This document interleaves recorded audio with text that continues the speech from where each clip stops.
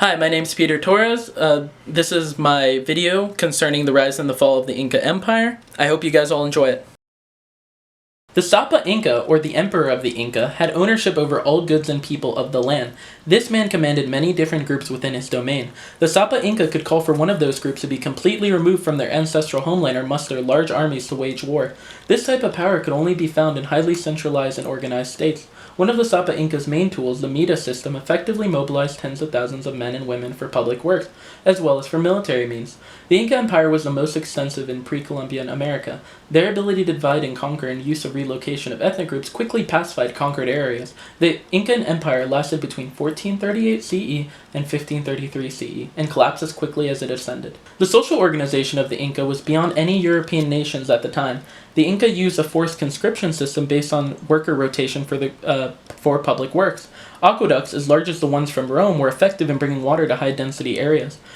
Gold mines were also filled with these laborers in rotation, and most of the mineral gain would go back to the administration and to the Sapa Inca. The Mita system's greatest achievement were the roads of the Inca Empire that stretched through 5 modern-day South American nations.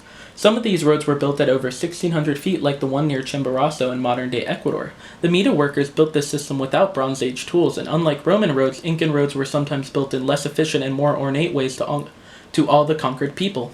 These roads eased administrative duties of the large bureaucracy at Cusco, allowing government officials to travel across long stretches of the empire to collect agricultural taxes or dispense justice. Another innovation of the Inca period was the courier system, which saw Chasqui runners able to move messages up to 240 kilometers per day. Even before direct contact with the main cities of the Inca, smallpox had begun transmitting from a small Spanish expedition and would lead to the death of Huayna Capac and his successor, Nina Cuyoqui. The road couriers who spied on the Spanish and talked to locals who encountered them likely brought the disease one runner at a time to Cusco. The disease would cripple the Inca far more than the Civil War, killing nearly 50% of the population.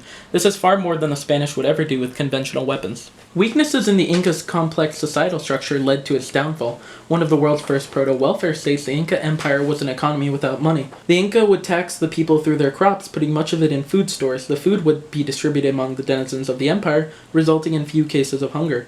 Welfare for the poor and elderly were provided in some capacity in the state. Although there are some aspects of the modern socialist state, it was in no way utilitarian.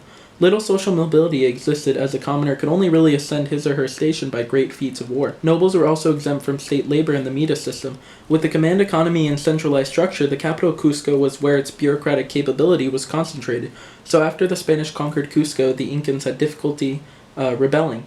Also, the Inca would require local leaders to send their sons to Cusco for schooling. There, the Inca officials would oversee their daily lives, and the sons were in custody to assure good behavior from the local leaders. This example is found in Rome, where the conquered foreign kings would have to send their children to be educated in Rome.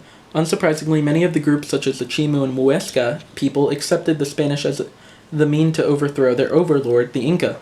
The conquered people did not have the time to develop an Inca national ethos, which left them vulnerable in the era of Spanish conquest. The Inca have a short history of conquest, as mentioned earlier, which began around 1438.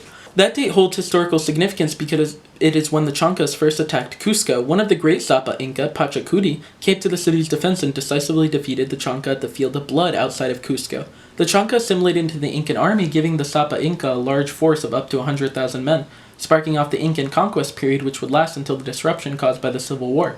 Often they would assimilate one tribe and use these new recruits to attack a traditional enemy of those new recruits to expand effectively. Reminiscent of the Greek polis of the ancient era, the soldiers were only active during the off-season of agriculture. The Mita system would have them serve for a few months and then return to plant crops. Although it is cost-effective and had low upkeep, the army took extensive time to muster. Also, the Inca relied on numbers to overwhelm their foes, so most of the men in rank had little experience and shoddy weapons. The Incan Civil War had left much of the society in disarray. The Civil War was between the sons of Huayna Capac, Huascar, and Atahualpa. Atahualpa came out the victor, but he dealt with rebellions by conquered peoples.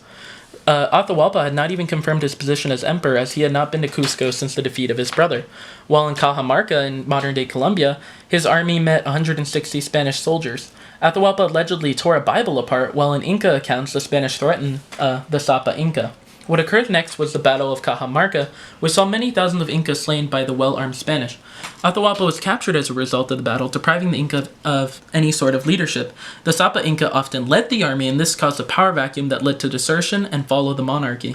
In conclusion, it was lucky for the Spanish that the encounter came at the weakest moment in Incan history, as the previous three Sapa Inca had each had lengthy reigns. For a highly centralized state, the lack of ethnic homogeneity caused internal unrest even further hindered by the relocation policy. The military force was largely useless as it did not act like the blunt apparatus it needed to be to succeed. Taking down the emperor, his hand-picked successor, and half the population, the greatest ally of the Spanish was smallpox.